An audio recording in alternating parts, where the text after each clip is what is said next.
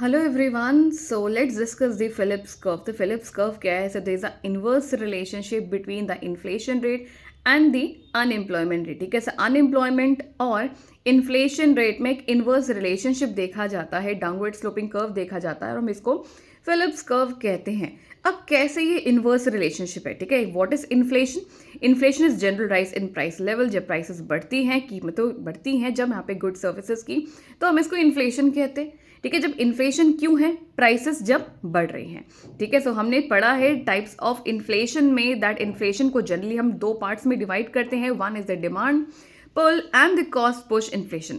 ठीक है, so whenever we are talking about the Phillips curve, so we are considering the demand pull inflation यहाँ पे. ठीक है, so demand pull inflation is what? When demand is more, the prices are going up. ठीक है, prices do rise when the demand is more. ठीक है, ऐसा generally कहा जाता है कि डिमांड ज़्यादा है. क्यों डिमांड ज़्यादा है? डिमांड इसलिए ज़्यादा है बिकॉज इनकम इज मोर. ठीक है, it means people having money. Money supply ज़्यादा है, इसका मतलब लोगों के पास क्या है?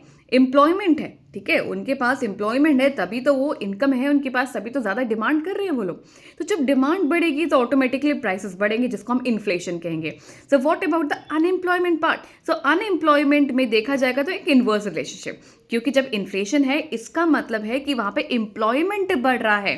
ठीक है, रोजगार बढ़ रहा है तभी तो इन्फ्लेशन हो रहा है, तभी तो डिमांड बढ़ रही है यहाँ पे. बट जब हम बात करते हैं इन्फ्लेशन की और आपका अनएम्प्लॉयमेंट की, मतलब आपका बेरोजगारी, तो इनवर्स रिलेशनशिप यहाँ पर देखा जाएगा. So this is the Phillips curve. I hope this is clear. Thank you.